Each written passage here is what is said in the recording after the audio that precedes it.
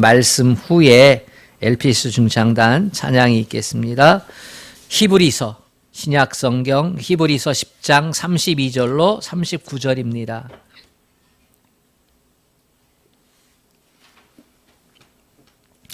히브리서 10장 32절로 39절 신약성경 364쪽입니다.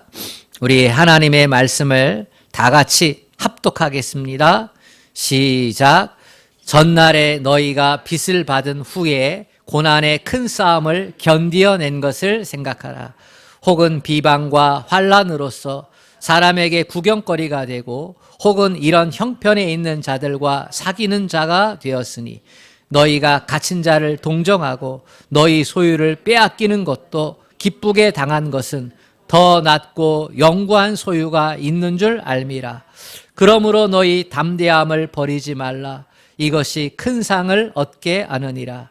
너희에게 인내가 필요함은 너희가 하나님의 뜻을 행한 후에 약속하신 것을 받기 위함이라. 잠깐 후면 오시리가 오시리니 지체하지 아니하시리라. 나의 의인은 믿음으로 말미암아 살리라. 또한 뒤로 물러가면 내 마음이 그를 기뻐하지 아니하리라 하셨느니라.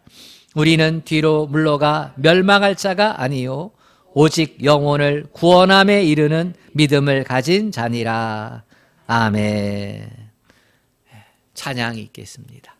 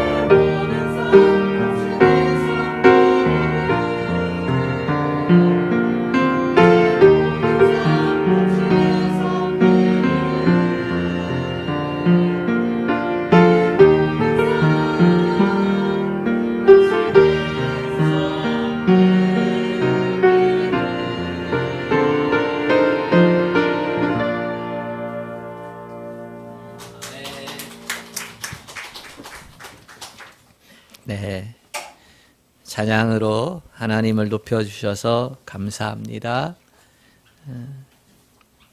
이 시간 옆 사람하고 인사합시다. 하나님은 당신을 사랑하십니다. 하나님은 당신을 사랑하십니다. 예. 아멘.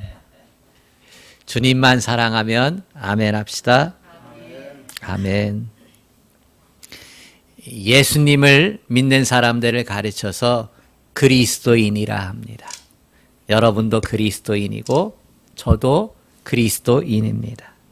이 그리스도인이라는 말은 사도행전 11장 26절에서 처음 사용되어졌습니다. 한번 들어보실래요? 둘이 교회에 1년간 모여 있어 큰 무리를 가르쳤고 제자들이 안디옥에서 비로소 그리스도인이라 일컬음을 받게 되었더라. 여기서 둘은 바울과 바나바를 가리키는데요. 바울과 바나바가 수리아 안디옥에 있는 교회에서 1년 동안 십자가의 복음과 말씀을 열심히 가르쳤더니 그랬더니 그 가르침을 받고 예수님을 믿는 사람들을 그리스도인으로 불렀다. 누가? 그 안디옥 지역의 사람들이 교회에 모여서 예수님을 믿는 사람들을 가리켜서 아, 저 사람들은 누구냐? 그리스도인들이야 라고 이렇게 불렀다는 것입니다. 그리스도인이란 그리스도께 속한 사람이라는 의미를 담고 있습니다. 그리스도인, 예수님께 속한 사람 이런 의미입니다. 그런데 이것은 매우 점잖은 표현, 좋은 표현이라고 말할 수 있어요. 사실 그 당시 안디옥 사람들이 예수 믿는 사람들을 그리스도인이라 이렇게 부른 것은 예수에 미쳐 있는 사람들이라고 하는 조롱 또는 욕과 같은 모습이었습니다. 예수에 미쳤구나. 저도 어렸을 때 들었던 말이 예수쟁입니다. 저기 예수쟁이 지나가네. 저기 예수쟁이 지나가네. 이런 말들이에요. 이 예수쟁이라는 말은 쟁이라고 하는 것은 업신여기는 뜻도 있고요. 또는 그 방면의 전문가라는 의미도 있습니다. 그렇죠? 춤쟁이 이런 말 할 때 춤의 전문가 또는 춤에 미쳐 있는 사람 이렇게 얘기를 하죠. 예수에 미친 것들이라는 의미의 욕인데요. 농산일이 얼마나 바쁜데 예수에 미쳐가지고 일요일이면 일 안 하고 교회 가서 모여가지고 예배라는 것을 드린대. 저게 제정신이야? 먹고 살기도 힘든데 예수께 미쳐서 헌금한데 예수께 미쳐서 조상제사도 안 드린대. 예수한테 미쳐서 친척도 아닌데 친형제도 아닌데 형제님, 자매님 이라고 서로를 부르고 호칭한대. 다 예수한테 미쳐서 그래. 그런데 좋지 않게 보는 것만 있는 건 아니죠. 예수한테 미쳐서 그렇게 좋아하던 술과 담배도 끊고 예수한테 미쳐서 입만 열면 욕이고 싸움박질인데 순둥이가 되고 예의 바른 사람이 되고 예수한테 미쳐서 자기만 알던 사람이 이기적인 사람이 희생할 줄도 알고 사랑합니다. 감사합니다. 이걸 입에 달게 살게 되고 사람이 너무나 바뀌니까 제가 미쳤구나. 죽을 때가 되었나 보다 하는 말도 듣게 됩니다. 그리스도인이라는 말은 당시에는 조롱 섞인 말, 욕과 같은 말이죠. 그런데 이 말이 오늘날에는 기독교인의 정체성이 담겨 있는 대명사가 되었습니다. 당시에는 변해도 너무 변한 모습이어서 미쳤다 했지만 역설적으로 예수를 제대로 믿었다는 의미이기 때문에 믿음을 가진 사람들을 지칭하는 말이 된 것입니다. 오늘 우리는 그리스도인이라고 하는 이 말 앞에 서 있습니다. 제가 이것을 언급하는 것은 이것이 너무나 절실하고 너무나 필요하기 때문입니다. 코로나로 인해서 우리의 믿음 생활이 많이 흐트러졌거든요. 예배자로서도 또 기도하는 모습으로 또 증인으로서도 또 사랑의 수고를 하는 봉사자로서도 우리의 모습은 많이 연약해져 있습니다. 제가 올해 표를 다시 복음 앞에 이렇게 정하고 나서도 우리 교회 성도들과 저 자신을 바라보면 아직도 많이 부족하고 연약합니다. 공동체가 십자가 복음 앞에 제대로 서 있지를 못하구나, 이런 생각을 떨쳐버릴 수가 없습니다. 그래서 9월의 중순에 이 말씀을 다시 붙들고 선 것입니다. 다시 복음 앞에 저와 여러분이 철저하게 복음 앞에 서야 될 줄로 믿습니다. 다시 예수님께 속한 사람, 다시 예수쟁이로 서야 할 줄로 믿습니다. 다시 복음 앞에 이렇게 표어를 정하고 실천사항 1, 2, 3, 4번을 정했어요. 주보 제일 앞면에 그것이 기록되어 있습니다. 1번 무엇입니까? 나는 그리스도인입니다. 2번 무엇입니까? 나는 예배자입니다. 3번 무엇입니까? 나는 그리스도의 증인입니다. 4번 나는 사랑의 수고를 하는 사람입니다. 이것들을 풀어서 이야기하면 나는 어떠한 시련과 역경과 어려움, 현실일지라도 나는 그리스도인 된 것을 포기할 수가 없습니다. 나는 어떠한 형편과 사정에서도 나는 예배자입니다. 생명을 걸고 예배하는 예배자가 되기를 원합니다. 나는 복음이 인생의 해답인 줄로 믿고 나뿐만 아니라 다른 사람의 영혼을 살리는 그러한 증인 되기를 원합니다.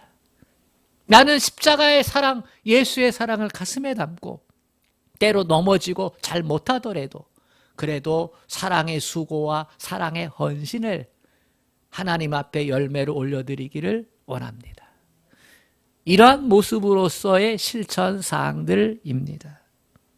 저는 코로나가 종식되기를 소망하면서 마음에 가득 찬 기대를 갖고 기도했습니다. 우리가 믿는 믿음의 도리에 대해서 담대한 모습을 같이 공유를 하자.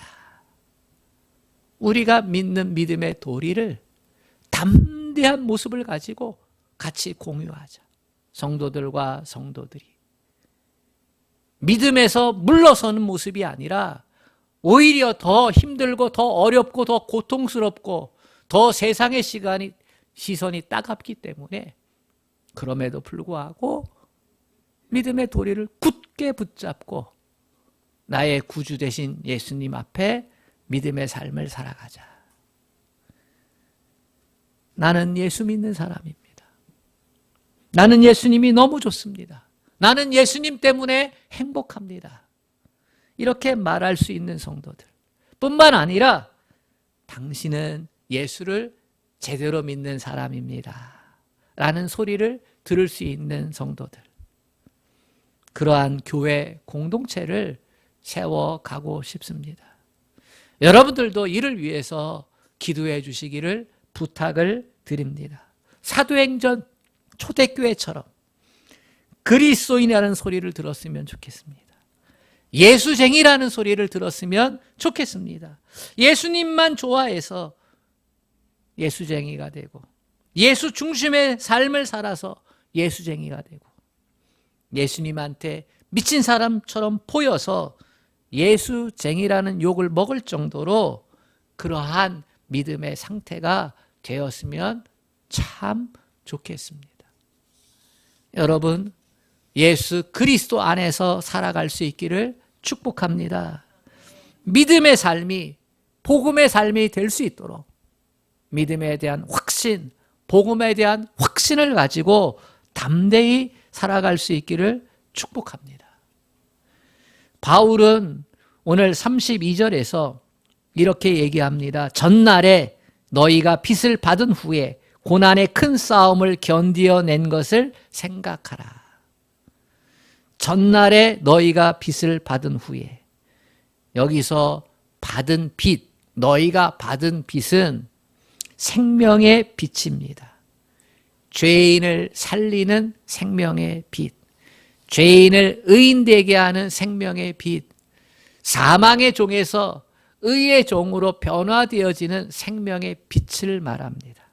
요한 사도는 요한복음 1장에서 예수가 생명의 빛으로 이 세상에 왔다 증언하고 있지요. 너희가 빛을 받았다는 것은 생명의 빛 대신 예수를 영접했다는 것이고, 그래서 그리스도인이 되었다는 것을 말하는 겁니다. 생명의 빛인 예수를 영접을 해서 그리스도에게 속한 사람. 이후 예수께 속한 사람은 이 믿음으로 말미암아 고난을 겪게 됩니다. 개종을 했잖아요. 섬기는 신이 바뀐 거예요. 우상을 섬겼다가 참되신 하나님을 섬기게 된 거예요. 그러니 박해가 있고 조롱이 있고 고난이 있지요. 그 고난에 대해서 33절은 비방받고 환난을 겪었다 얘기하고, 34절에서는 갇힌 자 되고 재물을 빼앗기게 되었다 이렇게 이야기하고 있습니다. 이러한 상황에서 믿음의 사람들이, 그리스도인 된 사람들이 하나같이 이 고난을 회피하지 않고 이 고난받는 걸 기뻐했다는 것이에요. 이유가 무엇입니까? 34절 하반절에 천국에 대한 소망이 있기 때문이다 이렇게 기록하고 있습니다. 34절은 기쁘게 당한 것은 더 낫고 영구한 소유가 있는 줄 알미라 그랬거든요. 영구한 소유가 있다. 이것은 천국에 소망이 있기 때문이다. 이렇게 말할 수 있습니다. 이 세상 그 무엇보다 하나님 나라 백성이 된 것이 가장 복되다는 것을 깨닫고 발견했기 때문이라는 거예요. 우리 안에 이 세상에서 그 무엇하고도 바꿀 수 없는 그 구원의 진리를 발견하고 천국의 그 보화를 발견하고, 그래서 고난을 기쁘게 감당을 하게 되었다는 거예요. 예수님의 하나님 나라 비유 중에 밭에 감춰진 보화의 비유 있잖아요. 농부가 밭을 갈다가 덜컹거리는 걸 발견했어. 보니까 거기에 보화가 있어요. 어마어마한 보화가. 근데 그것은 밭의 주인의 것이야. 그래서 그것을 어떻게 했어요? 다시 덮어두고 자기의 온 재산을 팔아가지고, 그래서 숟가락까지 다 판 거야. 옷까지 다 팔아버렸어. 그리고 그 돈을 마련해가지고 밭을 샀어. 왜요? 숨겨진 보화의 가치를 알기 때문에. 우리가 예수님을 영접했다는 것은 숨겨진 보화를 발견한 것과 같은 거예요. 하나님 나라의 그 가치를 우리가 발견한 거예요. 구원의 가치, 천국의 가치를 우리가 발견했기 때문에. 그래서 예수 믿는다고 이 세상이 뭐라 그래도, 박해하고 핍박을 하더라도, 때로 손해를 보더라도, 예수 믿는 것 때문에 겪는 손해들이 있잖아요. 그래도 그것을 기쁘게 감당을 했다. 이 모습을 바울이 칭찬하는 것입니다. 바울은 이것을 칭찬하면서 담대함을 요구합니다. 세상이 그리스도인들을 대하는 시선은 언제나 변화무쌍하기 때문이에요. 세상은 우상을 숭배하잖아요. 힘을 숭배합니다. 권력을 숭배해요. 그리고 물질을 숭배합니다. 이것은 아담과 하와가 에덴 동산에서 쫓겨난 이후로 계속되고 있어요. 주님 오실 때까지 계속될 거예요. 이것이 세상의 본질이에요. 세상은 힘과 물질을 숭배해요. 쾌락을 숭배해요. 모든 사람들이 다 이것을 향해서 달려가고 있는 것이지요. 그런데 우리 그리스도인들은 재물우상이 아니에요. 권력우상이 아니에요. 그게 소중함을 모르는 건 아니잖아요. 그러나 우리는 이 모든 것보다 하나님을 믿는 것을 선택한 사람들이에요. 아멘. 우리는 이 땅에 속해 있지 않아요. 이 땅에 발을 디디고 있지만 하나님께 속해서 하나님 나라 백성으로 살아가기 때문이에요. 그래서 하나님 나라 백성답게 사는 것을 우리는 소중하고 귀중하게 여기며 삽니다. 그런데 세상은 이것을 좋아하지 않아요. 때때로 적대시할 때도 있어요. 그렇죠? 자본주의가 그래요. 공산주의가 그래요. 무신론이 그래요. 그래서 때때로 그리스도인들이 10가지 중에 9을 잘해도 한 가지 못한 것 때문에 세상은 교회를 향해서 그리스도인들을 향해서 돌멩이를 던진다는 것이지요. 교회는 적대적인 세상, 우상을 섬기는 이 세상을 품고 그들을 위해 기도하고 섬기며 변혁시켜 가려고 노력하고 애쓰지만 세상은 교회를 품지 않아요.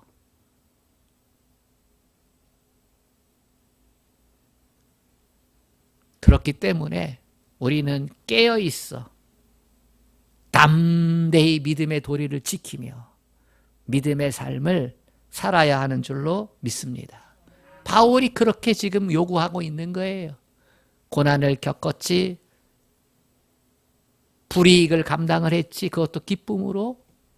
그런데 그것은 한 번에 끝나지 마. 계속해서 기뻐해라. 담대함을 가지고 믿음의 도리를 지켜라. 이렇게 우리에게 가르쳐주고 있는 것입니다. 그래서 바울은 35절에 말씀합니다. 그러므로 너희 담대함을 버리지 말라. 이것이 큰 상을 얻게 하느니라. 믿음의 도리에 대한 담대함, 예수 믿는 믿음에 대한 담대함, 그리스도인으로서의 담대함, 세상의 시선 앞에서, 세상의 선입견과 비판 앞에서, 세상의 적대적인 상황 속에서 담대하면 하늘의 상을 결코 빼앗기지 않게 된다는 것입니다. 그래서 바울은 자신의 간증을 합니다. 빌립보서 3장 13절 14절에서 형제들아 나는 아직 내가 잡은 줄로 여기지 아니하고 오직 한 일 즉 뒤에 있는 것은 잊어버리고 앞에 있는 것을 잡으려고 표대를 향하여 그리스도 예수 안에서 하나님이 위에서 부르신 부름의 상을 위하여 달려가노라. 바울이 믿음의 도리를 지키면서 나는 끝까지 십자가의 복음, 천국의 가치를 가장 귀한 것으로 여기고 사는 삶, 그것을 끝까지 하겠다는 거예요. 부르심의 상을 받을 때까지 끝까지 달려갈 길을 달려가겠다는 거예요. 우리 모두 담대하게 주께서 부르신 부르심의 상을 바라보고 살아가야 할 줄로 믿습니다. 이 상에 대해서 예수님이 요한복음 10장 10절에서 말씀해 주셨어요. 도둑이 오는 것은 도둑질하고 죽이고 멸망시키려는 것뿐이요 내가 온 것은 양으로 생명을 얻게 하고 더 풍성히 얻게 하려는 것이라. 생명을 얻게 하고 영생의 삶이 있습니다. 영생의 삶이 우리에게 상으로 선물로 주어지는 거예요. 뿐만 아니라 풍성함의 상이 있습니다. 부요함의 상입니다. 영생을 가진답게 사는 풍성함. 우리는 풍성함 하면은 물질만 풍성함 이것만 생각하잖아요. 그러나 그렇지 않아요. 우리는 십자가의 복음 안에서 자유를 풍성하게 누립니다. 우리는 십자가의 복음 안에서 기쁨을 풍성하게 누리고 감사를 풍성하게 누리고 사랑을 풍성하게 누리고 아멘. 뿐만 아니라 물질도 풍성하게 누립니다. 많아야 풍성한 게 아니에요. 나누어 줄 줄 알고 기쁘게 쓸 줄 아는 게 풍성함이에요. 아멘. 어떤 사람들은 10억, 100억이 있어도 그거 덜덜거리며 잘 못 써요. 그러나 그렇지 못해도 기쁘게 가치 있게 사용하는 것이 풍성함입니다. 우리는 예수 안에서 이러한 풍성함을 경험하게 되는 줄로 믿습니다. 우리를 자녀 삼으신 하나님께서 예수께 붙잡힌 바 되어 사는 우리에게 주시는 놀라운 축복입니다. 이러한 상이 있기에 우리는 고난 중에 인내해야 합니다. 인내는 맡기고 기다리는 과정을 포함하고 있습니다. 농부가 씨를 뿌리고 돌본 후에 하는 일은 인내입니다. 자연에게 맡기는 거예요. 하늘에게 맡기는 거예요. 적당한 바람이 불고 적당한 비가 오고 적당한 햇빛이 내리쬐이고 그리고 시간이 지나면 열매를 맺는 거지. 자기가 할 일은 최선을 다해서 하고 맡기는 것. 이처럼 그리스도인은 하나님 나라의 농부입니다. 믿음의 삶을 살면서 하나님의 뜻에 따라서 말씀에 순종하며 말씀의 씨를 뿌립니다. 그 말씀의 씨가 뿌려져서 내 삶의 열매들로 나타나게 되는데 그때 믿음의 열매를 기대하며 인내하는 것입니다. 36절에 너희에게 인내가 필요함은 너희가 하나님의 뜻을 행한 후에 약속하신 것을 받기 위함이라 했습니다. 하나님을 뜻을 행한 후에 그리스도인으로 믿음의 도리를 지키며 말씀대로 산 후에 열심히 땀 흘리며 애쓰고 노력하며 산 후에 약속하신 것을 하나님이 주신다는 거예요. 여기서 믿음의 인내는 어쩔 수 없어서 견딜 수 있는 데까지 견디고 버티는 그러한 수준의 인내가 아닙니다. 믿음의 인내는 예수님 안에서 하나님 앞에 결과를 맡기고 소망하는 인내입니다. 하나님께 맡기고 하나님께 부탁하고 하나님을 신뢰하는 것을 말합니다. 하나님, 나 말씀에 순종했습니다. 하나님, 나 믿음의 도리를 굳게 붙잡았습니다.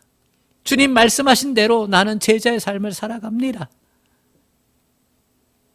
하나님, 그 모든 것들이 열매 맺어갈 수 있도록 하나님께 맡깁니다.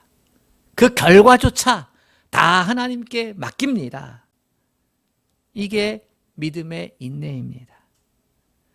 우리의 문제와 고통은 하나님께 맡겨놓고 하나님의 뜻대로 살면 하나님이 약속하신 것을 받게 될 줄로 믿습니다. 이것이 바로 담대한 인내를 의미하는 것이죠. 우리는 하나님의 뜻을 행한 후에 모든 것을 하나님께 위탁하는 거예요. 위탁. 내어 맡기는 거예요. 이 위탁에 담대해져야 합니다. 우리가 하나님께 모든 것을 맡길 수 있는 이유가 무엇입니까? 그것은 하나님의 주권과 관계에 있습니다. 하나님께서 역사의 주관자라는 사실. 뿐만 아니라 하나님께서 내 인생의 주관자라는 사실. 하나님의 주권은 하나님의 선함에 있습니다. 여러분과 저를 향한 하나님의 선함이 있습니다. 합력하여 선을 이루는 줄로 믿습니다. 십자가의 보혈로 대가를 치루었는데 어찌 우리를 소홀히 여겨주시겠어요? 우리를 향한 선함을 가지고 하나님은 역사를 이끌어 가십니다. 이것을 믿고 우리는 위탁을 할 수 있는 거예요. 사탄이 아무리 나를 흔들어도, 내 믿음을 흔들어도 나는 말씀에 순종하며 모든 것을 하나님께 맡깁니다. 이 사실을 예수님께서 요한복음 10장 28절에 말씀하셨습니다. 내가 그들에게 영생을 주노니 영원히 멸망하지 아니할 것이요 또 그들을 내 손에서 빼앗을 자가 없느니라.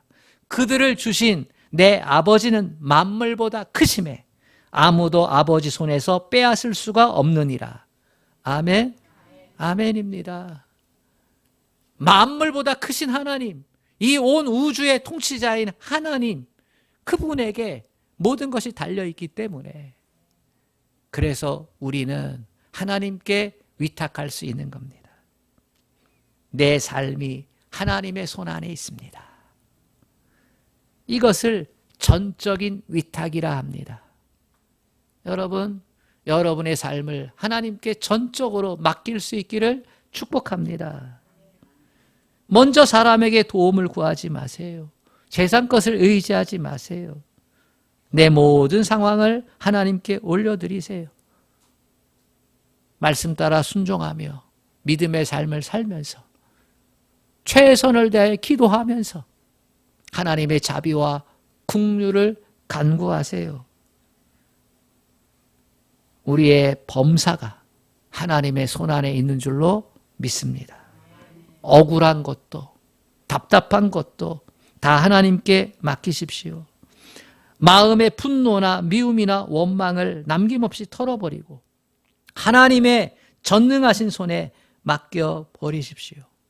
여러분, 맡기면 복이 됩니다. 하나님께서 때에 알맞게 다 해결해 주십니다. 그러나 맡기지 못하면 병이 됩니다. 마음 가운데 원망이 있고 두려움이 있고 답답함이 있고 그거 쌓아두면 병밖에 더 되겠습니까? 십자가의 주님을 중심에 모시고 살아가면 사탄 마귀가 아무리 강하게 역사해도 전능하신 하나님의 주권을 바라보고 있기 때문에 흔들리지 않게 됩니다. 야고보서 1장 4절에 인내를 온전히 이루라. 이는 너희로 온전하여 구비하여 조금도 부족함이 없게 하려 함이라. 야고보서 1장 12절에 시험을 참는 자는 복이 있나니 이는 시련을 견디어낸 자가 주께서 자기를 사랑하는 자들에게 약속하신 생명의 면류관을 얻을 것이기 때문이라 말씀하고 있습니다. 말씀에 순종하며 사십시오. 이는 말씀의 씨앗을 뿌리는 것입니다. 그리고 위탁하십시오. 이는 하나님의 주권을 인정하는 행위입니다. 그리고 인내하십시오. 모든 것이 하나님의 손 안에 있는 것입니다. 내 삶, 아버지의 손 안에 올려드립니다. 여러분, 우리의 삶을 하나님께 위탁하는 것에서 담대함을 가질 수 있기를 축복합니다. 이 담대함에서 물러나지 마시기를 바랍니다. 그럼 우리는 언제까지 이 담대함을 가져야 할까? 우리는 언제까지 인내하며 이 담대함 속에 있어야 할까? 37절에 잠시 잠깐 후면 오시리가 오시리니 지체하지 아니하시리라. 주님 오실 때까지입니다. 아멘. 주님 오실 때까지 우리는 담대하게 우리의 삶을 위탁해야 하는 것입니다. 주님 오실 때까지 아이고야 너무 멀지 않아? 이렇게 생각할 수 있습니다. 그러나 하나님의 시간 개념 하에서는 하루가 천년 같고 천년이 하루 같습니다. 도둑같이 오신다는 거예요. 오늘이 될 수 있고 내일이 될 수 있고 10년 후가 될 수 있고 100년 후가 될 수 있을지 아무도 모르지만 도둑같이 오신다는 거예요. 믿음의 사람은 앞을 내다보는 눈이 있습니다. 믿음이 없는 사람은 현실만 봅니다. 믿음이 없는 사람은 눈앞의 것만 생각합니다. 그러나 믿음의 사람은 다시 오실 주님을 바라봅니다. 그 주님이 지금 이 시간 나와 함께 임마누엘의 주님으로 함께 하심을 보는 것입니다. 로마서 8장 24절 26절에 우리가 소망으로 구원을 얻었음에 보이는 소망이 소망이 아니니 보는 것을 누가 바라리요. 만일 우리가 보지 못하는 것을 바라면 참으로 기다릴지니라. 이와 같이 성령도 우리의 연약함을 도우시나니 우리는 마땅히 기도할 바를 알지 못하나 오직 성령이 말할 수 없는 탄식으로 우리를 위하여 친히 간구하시느니라. 우리는 앞날에 대해서 보지 못하는 연약한 존재이지만 성령님은 우리의 연약함을 돕기 위해 임마누엘하고 계십니다. 다시 오실 주님이 보혜사 성령 가운데 역사하셔서 우리 가운데 임마누엘하고 계신 줄로 믿습니다. 그러니까 우리의 인내는 임마누엘 주님과 함께 인내하는 것입니다. 그렇기 때문에 우리의 인내는 어려운 게 아닙니다. 주님께 전적으로 위탁하는 것은 임마누엘 하시는 주님과 함께 하는 위탁이 되는 줄로 믿습니다. 그러므로 그리스도인의 소망의 인내는 막연한 인내 아니라 임마누엘 하시는 예수님 믿음의 눈으로 받아들이는 모습 가운데 주어지는 인내입니다. 육안으로 보이지 않으나 믿음의 눈으로 봅니다. 사랑하는 여러분, 여러분과 함께하고 있는 예수 그리스도, 임마누엘하고 계신 예수 그리스도를 바라보는 영적 눈이 띄기를 주님의 이름으로 축복합니다. 성도는 현실의 고통이나 문제만 바라보지 않고요, 하나님의 은혜를 바라보는 눈을 가져야 합니다. 다시 오실 주님이 지금 나와 함께하고 있다는 믿음의 눈을 가지고 내 삶을 살아가야 하는 것입니다. 이것이 바로 소망에 대한 담대함입니다. 주님이 우리의 삶의 현실에 오셔서 우리를 도와주고 계신다 하는 그 믿음 안에서 다시 오실 주님까지 바라보고 살아가는 것이지요. 바울은 담대한 믿음을 가지고 사는 그리스도인들을 향해 한 번 더 격려합니다. 38절 말씀 우리 같이 읽어보겠습니다. 시작. 나의 의인은 믿음으로 말미암아 살리라. 또한 뒤로 물러가면 내 마음이 그를 기뻐하지 아니하리라 하셨느니라. 바울은 의인을 주님께 속하여 믿음으로 말미암아 사는 사람이라 이렇게 얘기했습니다. 바울에게 있어서 의인은 그리스도인이에요. 아멘. 바울에게 있어서 의인은 예수님께 속하여 사는 사람, 믿음의 도리를 강하게 붙잡고 물러서지 않고 담대하게 살아가는 사람, 이게 의인이라는 거예요. 의심하는 것이 아니라, 마음이 흔들리거나 위축되고 뒤로 물러서는 것이 아니라 오히려 견고하고 담대하게 믿음의 경주를 계속해서 전진해 나가는 사람이 그리스도인, 의인. 이렇게 하나님이 여기시고 그것을 보는 것을 기뻐하신다는 것입니다. 아무리 힘들고 어려워도 믿음의 도리를 붙잡고 나는 그리스도인입니다. 나는 예배자입니다. 나는 증인입니다. 나는 사랑의 가치를 붙잡고 수고하는 헌신자입니다.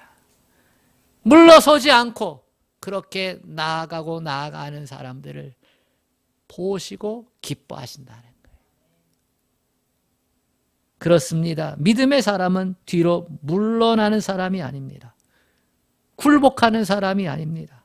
복음의 진리를 지켜내는 사람입니다. 39절에 우리는 뒤로 물러가 멸망할 자가 아니요 오직 영혼을 구원함에 이르는 믿음을 가진 자니라. 그렇습니다. 우리는 믿음의 도리에서 물러나는 자, 후퇴하는 자가 아닙니다. 믿음의 사람에게는 전진뿐입니다. 뒤로 물러나지 않는 것, 이것을 불태다. 뒤로 물러나지 않는다. 담대함을 버리지 말라라는 말은 불태라는 거예요. 물러섬이 없다는 거지요. 우리는 물러서지 않는 불태의 신앙으로 견고한 교회 공동체를 세워가야 할 줄로 믿습니다. 뒤로 물러가지 아니하리라. 불태의 담대함을 버리지 맙시다. 조금 힘들어도, 조금 억울해도, 조금 손해보는 것 같아도 이것을 버리지 말고 지켜냅시다. 더 나아가 많은 이들의 영혼을 구원하는 담대한 믿음의 증인이 되기를 축복합니다. 성령께서 위로하시고 힘주시고 하늘의 상급의 주인공이 되도록 도와주실 줄로 믿습니다. 자비하신 하나님 아버지, 많은 사람들이 믿음의 담대함을 버리고 있습니다. 아버지, 전에는 믿음의 담대함 가운데 승리했는데 아버지, 코로나가 길어지면서 또 이로 인한 많은 어려운 모습들이 여기에서 삐쭉 튀어나오고 저기에서 삐쭉 튀어나오면서 하나님, 믿음의 도리를 붙잡는 것을 하나님 어려워하고 있습니다. 성령님, 우리 가운데 역사하여 주셔서 예수께 속한 사람, 그리스도인 되게 하여 주옵소서. 오 하나님 아버지, 우리에게 약속되어 있는 축복이 있음을 알게 하여 주옵소서.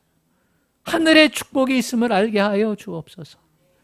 아버지, 이겨낼 수 있도록 우리의 상한 마음을 고치시고 우리의 넘어진 모습을 일으켜 세워 주셔서 모두 다 불태의 믿음으로 승리케 하여 주시옵소서. 예수님의 이름으로 기도합니다. 아멘. 찬송